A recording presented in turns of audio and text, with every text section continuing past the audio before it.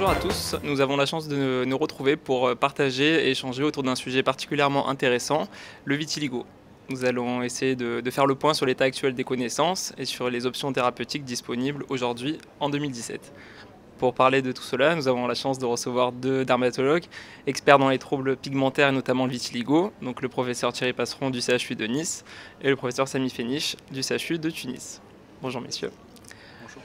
Donc nous savons que le vitiligo est une pathologie qui touche en moyenne 0,5% de la population mondiale, avec un retentissement psychosocial parfois majeur et une forte demande thérapeutique de la part des patients. Une question fréquemment soulevée par les patients en consultation est celle de l'origine du vitiligo, de ces mécanismes. Est-ce que vous pouvez nous en dire un petit peu plus, monsieur Passeron ? Écoutez, on connaît beaucoup mieux aujourd'hui quelle est l'origine du vitiligo. En fait, c'est une origine complexe. Il y a une partie génétique, mais il ne faut pas du tout penser que c'est une maladie héréditaire, hein. Le vitiligo, comme vous le disiez, c'est 0,5% de la population. Lorsqu'on a un vitiligo, ses frères et sœurs, ses enfants, le risque passe de 0,5 à 5 à 8%. Donc il reste quand même plus de 90% de chances pour la descendance de ne pas développer un vitiligo. Mais donc il y a un terrain qui prédispose, et puis il y a une dépigmentation, et c'est essentiellement le système immunitaire qui va attaquer et détruire les cellules qui fabriquent la pigmentation, qu'on appelle les mélanocytes. Et puis derrière, il y a aussi une difficulté à repigmenter donc la peau, et ça c'est la différenciation des cellules souches mélanocytaires qui est également déficiente dans le cadre du vitiligo. Et on connaît aujourd'hui les voies qui sont impliquées dans la dépigmentation. C'est en tout cas à un certain moment les voies de l'interféron gamma, JAK, CXCL10, et donc là il peut y avoir on en discutera, des traitements qui peuvent être développés, mais également des voies pour stimuler la différenciation des mélanocytes et donc repigmenter, et ça c'est essentiellement la voie de Wnt. D'accord. Oui, tout à fait. Moi, en Tunisie, on ressent ce côté là dans la pathogénie du vitiligo, du fait qu'il y a beaucoup de mariages consanguins un petit peu, et on voit beaucoup de familles finalement qui ont des vitiligos. Et c'est vrai, bon, c'est pas l'hérédité, c'est pas tout à fait génétique, mais il y a ce côté également qui est assez visible chez nous, et pratiquement on voit sur 10 consultants, il y aura peut-être entre 2 à 3 qui ont un vitiligo dans la famille.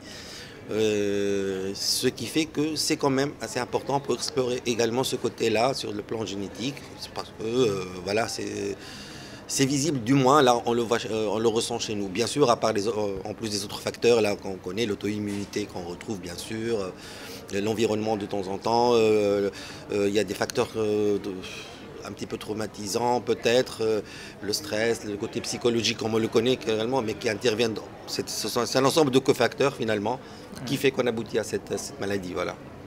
Et ce qui est important de rappeler, c'est quand même que le retentissement du vitiligo sur la qualité de vie des patients est très très important, et on a quand même beaucoup d'arguments aujourd'hui. Le vitiligo, c'est une vraie pathologie cutanée, c'est pas un trouble cosmétique, et c'est important de bien faire comprendre ça à nos collègues, parce que encore une fois, c'est pas cosmétique, et les patients qui ont un vitiligo, pas tous, mais la plupart en souffrent, et on peut déjà apporter des solutions, et j'espère que dans un avenir proche, ça sera encore mieux.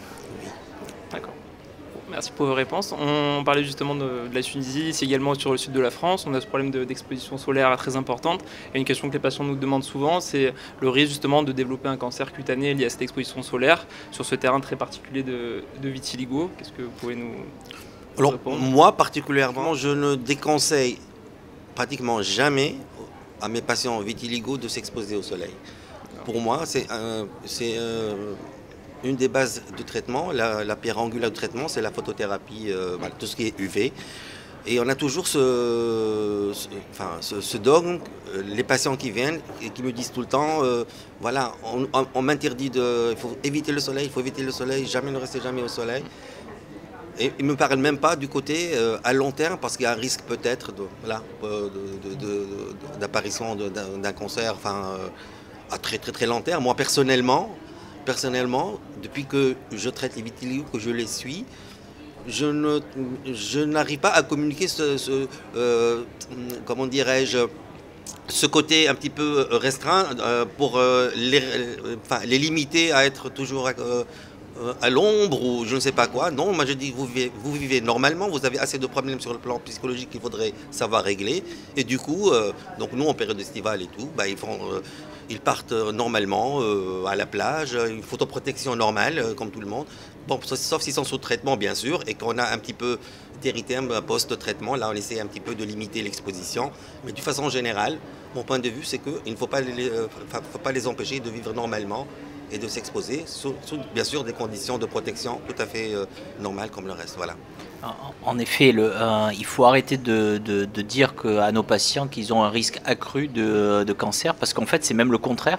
Il y a eu 2 très grandes études qui ont montré très clairement, une en Europe, une aux États-Unis, qui ont montré très clairement que les personnes qui ont un vitiligo n'ont pas plus de risque de faire des cancers cutanés. Pardon, ils ont même moins de risque de faire des cancers cutanés, 3 fois moins de risque de faire un mélanome. Donc ça c'est maintenant très très clairement démontré, donc il faut bien expliquer ça aux patients. Et le deuxième point c'est que sans UV d'une façon générale, qu'il soit naturel ou en cabine dans des UV fait chez un dermato, on ne peut pas repigmenter du vitiligo. Donc c'est non seulement il ne faut pas avoir peur du soleil, mais sans soleil, alors tout est bien sûr dans la mesure, c'est-à-dire qu'il ne faut pas avoir un érythème qui soit très très important avec des lésions bulleuses, mais rechercher un érythème léger, c'est-à-dire un aspect rosé de la peau, c'est ce que l'on souhaite, et sans ça on ne peut pas repigmenter. D'accord. Tout à fait, vraiment je suis tout à fait d'accord, c'est le point de vue. Moi je pense qu'il faut transmettre même aux non-connaisseurs un petit peu de vitiligo, certains collègues, bon il y en a beaucoup qui le connaissent, mais peut-être au niveau des généralistes qui les voient et tout, parce qu'ils gardent vraiment cette approche, cette peur de l'exposition solaire, et comme on le dit, c'est vraiment la pierre angulaire du traitement, c'est ça. Merci. Donc justement, on parlait de cette photothérapie naturelle qui est justement un des traitements du vitiligo. Donc aujourd'hui, nous sommes en 2017 et c'est justement le titre de ce débat. On a entre nos mains un arsenal thérapeutique entre les thermocorticoïdes, le protopique, le laser excimer, la photothérapie, bien sûr la possibilité de combiner tous ces traitements. Est-ce qu'aujourd'hui on peut établir un algorithme, on dirait, de prise en charge du vitiligo en 2017 ? Oui, clairement, et on a maintenant non seulement des études et des guidelines qui nous disent clairement ce qu'il faut faire. Dans un vitiligo, en tout cas on va parler du vitiligo classique non segmentaire. Dans le vitiligo classique, il faut d'abord regarder si la personne est en poussée évolutive ou pas. Et ça, on a des moyens cliniques de le voir, des bords flous, un phénomène de Koebner actif, un signe de dépigmentation en confetti. Si on a un vitiligo qui est très actif, on a 2 moyens pour essayer de bloquer l'évolutivité. C'est soit la photothérapie UVB, soit la corticothérapie par mini-pulse.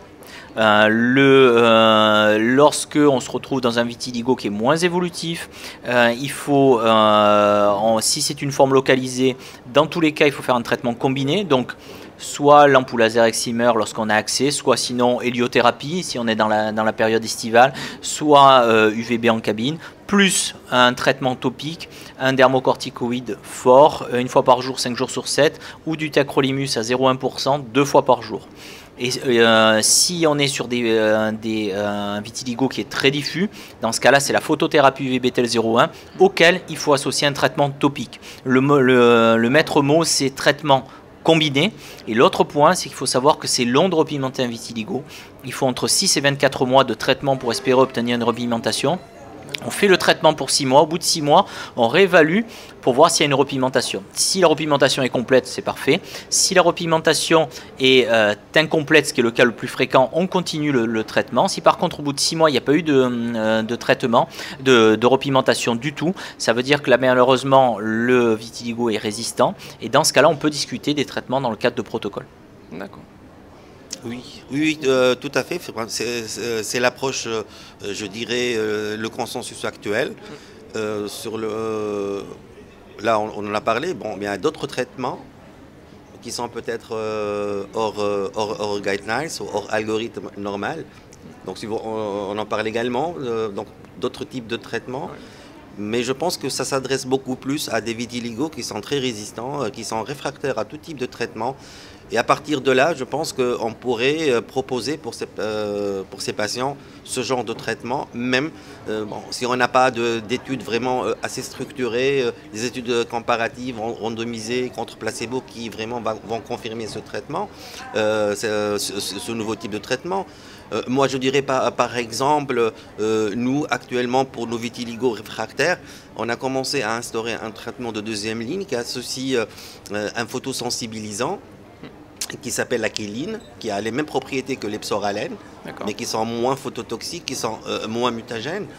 Et on les associe avec la lampe Excimer. Et on parle toujours de vitiligo qui sont résistants, chez qui rien n'a marché. Hein. Et on a fait une série. Pourquoi? Parce que cette molécule-là a déjà fait ses preuves avant, aussi bien dans l'psoriasis que dans le vitiligo. Puis elle a été un petit peu laissée à la traîne. Puis du coup, quelques publications qui ressortent. Et nous, on a voulu quand même essayer de voir ce que ça donne. Et sur une série, par exemple, de 20 patients, on a plus de 65% de repigmentation. Bien sûr, on parle toujours de vitiligo localisé, hein, parce que si c'est généralisé, parce que c'est la lampe Excimer, donc là, il faut aller vers la cabine et tout. Et c'est une bonne approche. Et là, il faudrait confirmer, par exemple, avec cette molécule, en association avec l'Excimer ou les UVB, sur de grandes études, pour proposer un type si ça peut être intéressant ou pas, et pourquoi pas. Et la même chose, on en parlait tout à l'heure quand j'ai posé la question là en plénière, parce qu'on a vu aussi quelques publications avec le PRP, mais ce n'est pas des séries importantes. Ce sont des cas qui sont rapportés, toujours pour des patients où on ne trouve absolument rien. Et parce comme on le connaît maintenant, le vitiligo, ce n'est plus la maladie du mélanocyte, c'est le mélanocyte, c'est le kératinocyte, c'est le fibroblaste. Et donc le PRP, à partir des facteurs de croissance, pourrait peut-être aller un petit peu titiller cette physiopathologie. Et donc le PRP, et je ne parle pas du PRP en traitement en monothérapie, parce qu'en monothérapie, il ne fait absolument rien, mais en association avec plusieurs traitements, notamment la photothérapie, ça pourrait être aussi une bonne alternative à explorer, parce que nous, on a essayé peut-être une dizaine de patients, on a montré cette série dernièrement à Genève, à l'EADV, pour montrer qu'on a eu des cas qui... Bon, ce n'était pas une grande série, bien sûr, mais c'est assez intéressant pour essayer de voir si on pourrait proposer ça, mais avec vraiment des études assez intéressantes comparatives contre placebo. Ça, c'est en matière de topique. Sinon, il y a d'autres traitements par voie générale nouveaux. Peut-être Thierry il va nous en parler un petit peu. Oui, effectivement, il y a des. Je pense que je suis tout à fait d'accord avec toi. Il faut vraiment attendre, avant de proposer des traitements, d'avoir des études qui sont contrôlées. En parlant d'études contrôlées, il y a des nouveaux traitements qui sont en cours de développement, en cours d'essai, des traitements plutôt immunologiques qui vont jouer sur la voie de JAK, les JAK inhibiteurs, des inhibiteurs de la phosphodiesterase. On conduit actuellement dans le service une étude randomisée versus placebo avec l'apremilast. On aura les résultats d'ici 6 à 8 mois. Et puis aussi des traitements topiques qui vont stimuler la voie de Wnt pour essayer de différencier les cellules souches et justement avec un espoir peut-être de repigmenter les zones qui sont classiquement difficiles comme les mains et les pieds. Parce qu'aujourd'hui on arrive très bien à repigmenter par exemple le visage, mais à l'opposé les mains ça reste très difficile. Si tu permets, moi je veux juste avoir l'avis de vous tous, Thierry, concernant la corticothérapie. Voilà, la corticothérapie par voie générale, on la donne. À un certain moment, je donnais ça, mais depuis un bon moment, je la donne pratiquement plus. Parce que ça fait beaucoup de... On est très content au début, et après, je ne sais pas, il y a toujours des récidives par la suite. C'est ça finalement? Est-ce qu'on donne, on donne pas, on donne ses bolus, on ne donne pas? Alors on commence à avoir des données. Ce que l'on fait, c'est qu'il ne faut pas l'utiliser pour repigmenter, mais dans des cas très particuliers, très évolutifs. Donc ça, c'est vraiment pas à toutes les personnes. On peut proposer la corticothérapie sous forme de mini-pulse, 5 mg 2 fois par semaine pendant 3 mois. Les effets secondaires sont alors limités. Et ce protocole, de même que la photothérapie, permettent dans 70 à 80% des cas de bloquer une phase évolutive. Mais il ne faut pas se l'utiliser systématiquement pour repigmenter le vitiligo. On le prescrit rarement et uniquement quand il y a des cas très évolutifs pour bloquer l'évolution, mais là ça peut être utile et on commence à avoir des données qui sont quand même assez intéressantes, mais j'espère que dans un proche avenir on aura des produits qui seront beaucoup plus spécifiques que la corticothérapie. D'accord. de belles perspectives en avenir. Donc on a pu faire un petit peu le point sur cet algorithme justement de prise en charge. Dernière question, en cas justement de début de repigmentation, qu'est-ce qu'on peut proposer à nos patients pour prévenir les récidives derrière? Alors, pour l'instant, il y a une seule étude que nous avons eu la chance de réaliser. On a montré très rapidement en fait que le tacrolimus à 0,1%, deux fois par semaine, permettait de diminuer le risque de récidive sur une plaque d'environ une fois sur 2 à une fois sur 10. Donc ça, c'est quelque chose qui est déjà démontré. Je pense très honnêtement, même si pour le reste, il n'y a pas eu de données, que la corticothérapie locale de même protocole, c'est-à-dire 2 fois par semaine, devrait avoir les mêmes efficacités. Et probablement aussi que la photothérapie UVB en entretien 1 ou 2 fois par mois aura un intérêt. Il y a plusieurs centres qui le font, mais pour l'instant, pas d'études qui ont permis de montrer si c'était efficace ou pas. Tout à fait. Moi, j'ajouterais juste éviter des règles d'hygiène, éviter tout ce qui est frottement exagéré, éviter les phénomènes de Koebner, tout ça. Et puis la prise en charge, bien sûr, importante sur le plan psychologique. Ça fait un petit peu le tout en accompagnement de ce traitement-là. Voilà. D'accord. Que de belles perspectives justement et d'espoir pour nos patients pour améliorer toujours plus la prise en charge de cette pathologie. Donc merci encore, professeur Passeron. Merci. Professeur Piachinic. Merci. À très bientôt.